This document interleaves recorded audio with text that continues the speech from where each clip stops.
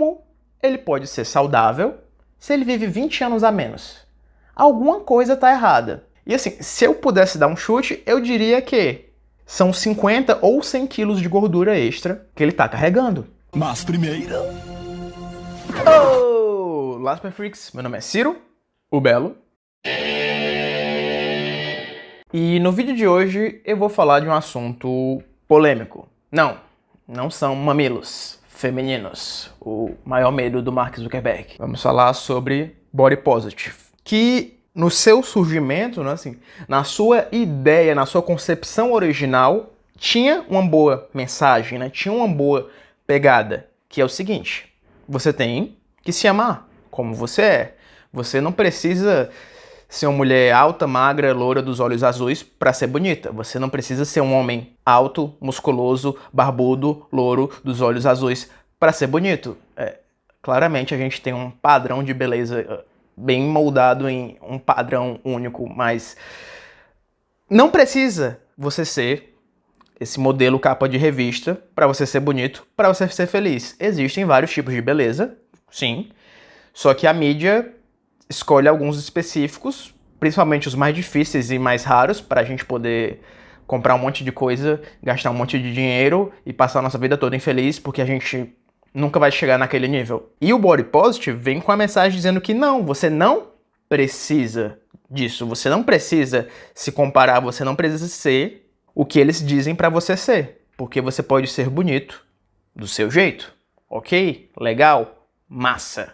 Só que de uns anos pra cá, algumas pessoas distorceram essa mensagem bonita e transformaram num discurso de glorificação e promoção de obesidade. E isso é errado, porque obesidade é uma doença e deve ser tratada como tal. A gente não deve ridicularizar o obeso, a gente não deve fazer piadinha, a gente não deve tratar ele mal por isso. A gente deve tratar a obesidade, a gente deve atacar a obesidade, mas a gente deve dar todo o suporte pro obeso. E aí as pessoas vêm com aquele discurso de eu sou bonita desse jeito. Tá, pode até ser. A beleza e o peso são coisas completamente diferentes. Tem gente que é bonita magra, tem gente que é bonita gorda, tem gente que é bonita de todo jeito, tem gente que só é mais bonita magra, tem gente que é mais bonita gorda. Isso é muito relativo, pessoal, e o ponto não é esse. O ponto é, inegavelmente, se você pegar todas as literaturas médicas, a obesidade causa uma série de danos e tira e reduz a vida das pessoas. Então você não pode glorificar a obesidade e pegar discursos rasos de eu nasci assim. Não, você não nasceu, porque se você tivesse assim, nascido desse tamanho, você tinha partido sua mãe ao meio. Você nasceu um bebezinho pequenininho e do momento que você saiu de lá pra cá, todo o resto espera-se que tenha sido ações suas. Então você não nasceu desse jeito. O que tem pessoas que têm facilidade para engordar e tem pessoas que não engordam de jeito nenhum. Às vezes você deve estar dizendo, não é justo. Não, a vida não é justa. Se a vida fosse justa, todo mundo nasceu com 1 milhão na conta, uma Ferrari e paz legais. Mas a vida não é justa. Então, assim, se você tá numa condição de que você come pouco e você engorda, ainda assim é você que está comendo. A gente tem que se responsabilizar pelas nossas ações. É chato, é difícil, é complicado, mas o que a gente deve fazer é buscar tratamento, buscar ajuda de profissionais para ver estratégias para a gente reduzir o nosso peso, ficar num intervalo saudável de peso. Não porque a gente só vai ser bonito assim. Não é. Beleza? É relativo, subjetivo e cada época tem o seu padrão de beleza ideal. Mas por saúde. Assim, uma das coisas... Eu falo muito mal de obesidade. E uma das coisas que já vieram me dizer é, por exemplo, eu estou acima do peso, estou obeso, mas eu faço todos os meus exames, os exames estão tudo ok. Aí, estão mesmo? Ou estão mesmo agora? Porque se você pega os exames que o médico pede, são pouquíssimos. É muito pouco. Não dá o aspecto total do que está acontecendo no seu corpo. O que eu acho muito engraçado não é fazendo piada, mas é só porque tem muitos dados sobre isso. Lutadores de sumô. O sumô é um esporte tradicional milenar no Japão. Por isso, tem um monte de estudos sobre. Quando eles vão fazer os exames, apesar dos lutadores de sumô serem obesos, a pressão arterial deles tá ok, resistência à insulina tá ok, todos os exames superficiais estão ok. Então muitas matérias dizem, apesar de obesos, os lutadores de sumô são saudáveis. E a teoria que se criou nisso é que a prática de atividade física mudava a maneira como eles estocavam gordura. Em vez de eles guardarem a gordura visceral, dentro das vísceras, que atrapalha o funcionamento do corpo e leva à morte, eles tinham gordura subcutânea, ou seja, entre o músculo e a pele, que era literalmente uma reserva de energia. Beleza, e isso deixava eles saírem impunes dos malefícios de saúde. Só que, quando você pega a expectativa de vida de um japonês médio, é de 84 anos, o japonês médio, homem e mulher. Mas se a gente olhar especificamente para homens, a expectativa de vida é 81 anos. Um homem japonês médio vive 81 anos. Um lutador de sumô vive de 60 a 65 anos. Como ele pode ser saudável se ele vive 20 anos a menos? Alguma coisa está errada. E assim, se eu pudesse dar um chute, eu diria que são 50 ou 100 quilos de gordura extra que ele está carregando. Porque o que é gordura? Gordura é energia estocada. O nosso corpo tem que guardar energia para os momentos que a gente não vai ter o que comer. E a melhor maneira de guardar isso é na forma de gordura. A gente consegue guardar em torno de 1,5 kg de carboidrato no nosso corpo. Cada grama de carboidrato dá 4 calorias. A gente consegue guardar quase que infinitamente gordura. Só que cada grama de gordura que a gente guarda tem 9. Se a gente pegar dois copos, um copo com carboidrato e um copo de gordura, o copo de gordura tem mais de 2 vezes mais energia do que o copo de carboidrato.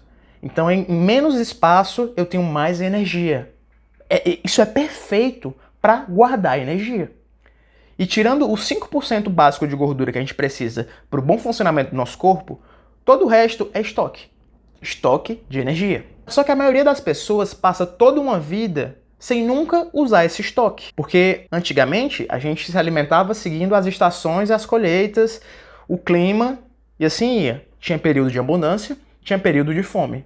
Agora a gente tem geladeira. A gente pode comer bem um ano todo. Com isso, a gente teve um boom em obesidade no mundo. E as pessoas comem, estão engordando, cheias de energia. E além de estarem cheias de energia que elas nunca estão usando, elas continuam colocando cada vez mais comida para dentro. Isso gera um bug no nosso corpo. Ele começa a olhar para o tecido adiposo como um invasor, uma coisa que não era para estar aí. Isso desencadeia um processo inflamatório. E esse processo inflamatório constante gera uma ciracetada de doenças, entre elas resistência à insulina, diabetes, um monte de problema cardíaco.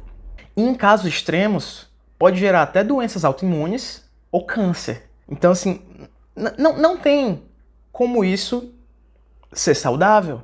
E uma coisa interessante desse processo inflamatório constante é que o seu sistema imunológico fica menos eficiente. É como se estivesse direto gritando, ao lobo, ao lobo, ao lobo, ao lobo. E ele já não acredita mais. Então a imunidade do obeso é menor. O obeso adoece mais. Tanto é que passou na frente de todo mundo na hora da vacinação. Porque o conselho médico percebeu isso. Que a imunidade do obeso é abaixo do cidadão médio. Então causa danos. Não é criticismo por criticismo. São fatos. E é tão bizarro porque é meio que paradoxal. Quando a gente vai ver, o hormônio da saciedade é o hormônio que diz assim, ei bicho, parou aí. Tu tem energia o bastante, não precisa comer, tá de boa. Tô satisfeito. Ele é produzido no tecido adiposo. Ou seja, quanto mais tecido adiposo você tem, quanto mais gordura você tem, mais esse hormônio você produz, dizendo, ei cara, não precisa comer, tem energia o bastante aqui, vamos gastar ela? Só que a pessoa tá tão saturada, os hormônios estão tão desregulados, que os receptores desse hormônio nem percebem que ele tá ali. E aí ela fica tendo muito mais fome que uma outra pessoa, acaba comendo, entra nesse ciclo e isso não é natural, não é saudável e não é sustentável. E a gente não pode normalizar isso. Tudo bem você estar acima do peso. Você não é uma pessoa horrível, você não é um ser humano que não merece a vida porque você está obeso. Mas você não pode glorificar obesidade. Você não pode dizer que você é desse jeito, que tudo bem se aceitar. Porque esse caminho vai levar à morte. Tudo bem que todos os caminhos levam à morte. Mas, em média, os homens vão perder 20 anos de vida e as mulheres 5. Aí você deve pensar, né? Vai que você é uma mulher, você vê que a expectativa de vida da brasileira são 80 anos. Você pensa, ok, a mulher perde só 5 anos por causa da obesidade. 75 ainda é uma boa idade. Pra que me cuidar? Vou aqui, vou viver até os 75. Não, você não vai viver até os 75. Você vai sobreviver. Por quê?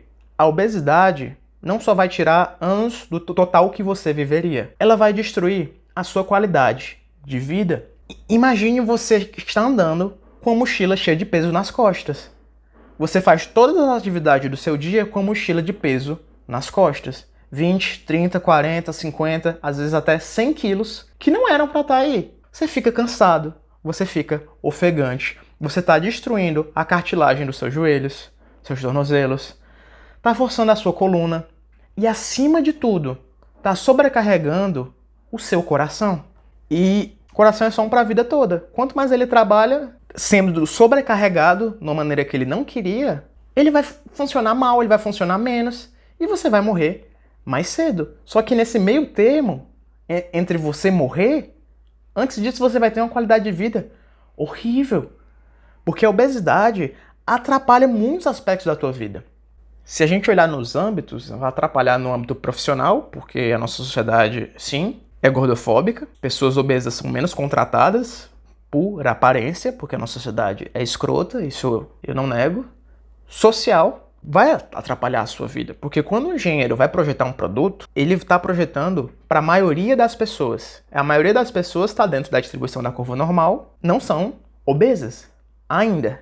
Então, a catraca de ônibus não foi feita para obeso, a cadeira do avião não foi feita para obeso, as roupas da maioria das lojas não foram feitas para obesos, porque o engenheiro parte do princípio que matematicamente não compensa atender essa fatia do mercado. Isso é escroto. E também atrapalha a vida sexual, porque já começa que o seu condicionamento cardiovascular vai ser afetado pela obesidade. Aí tem a biomecânica da coisa. Quanto mais gordo você fica, mais vai ter obstáculos atrapalhando a logística do negócio. E se você é homem, você vai ter um acúmulo de gordura que vai encolhendo o Malaquias. E o Malaquias brasileiro já não é essas coisas. Em média, tem uns 13 centímetros. E a pessoa pode perder até uns 5 com a camada de gordura. Aí vai juntando tudo isso, a obesidade vai tirando a tua liberdade em quase todos os aspectos da tua vida. Então, é chato o que a gente tem que fazer para não ser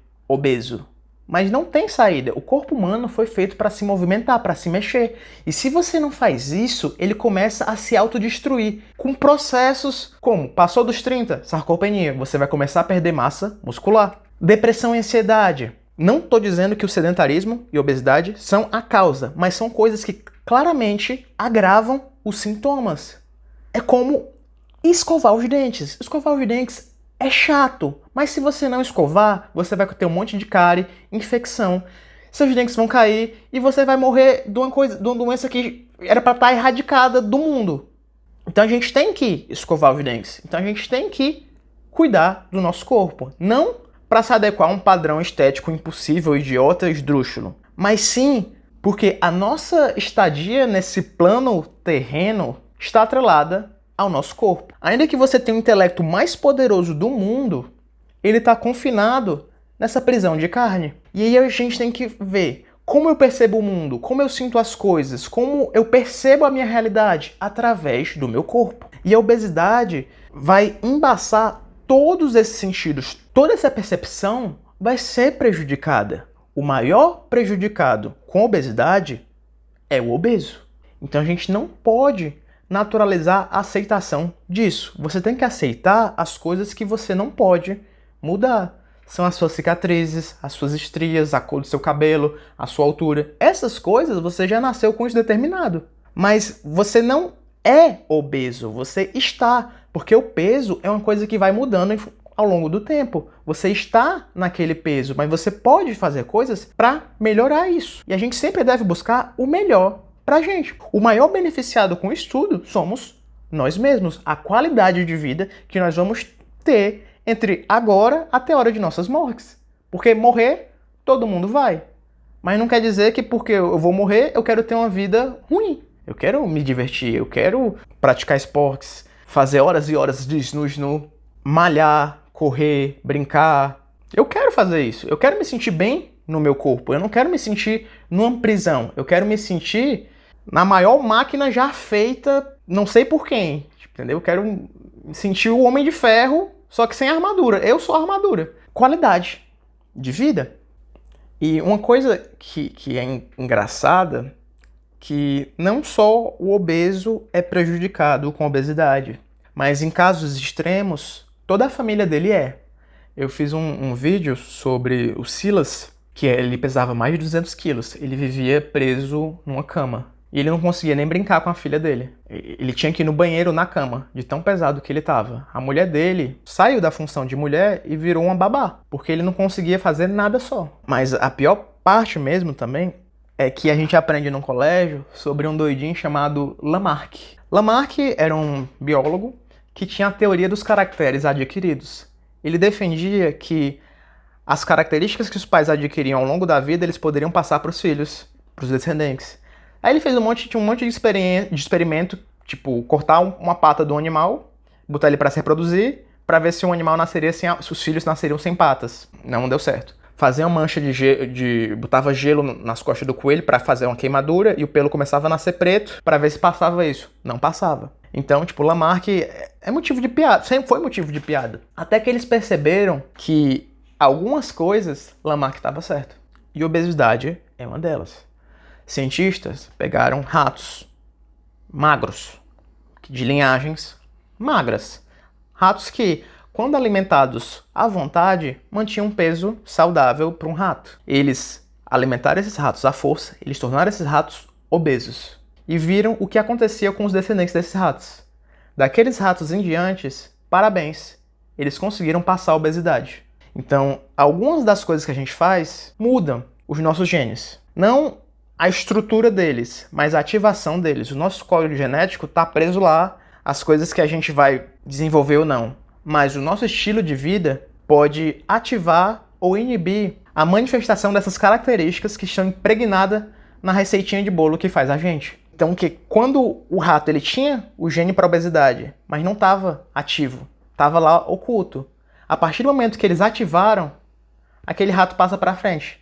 Então, não é só uma questão de cuidar de você, mas é de cuidar dos seus descendentes, do seu legado. E é muito louco parar para pensar que, como filhos, a gente pode nascer herdando o pecado dos nossos pais. Pais, não pequem. É muito ruim já nascer. E já nascer herdando.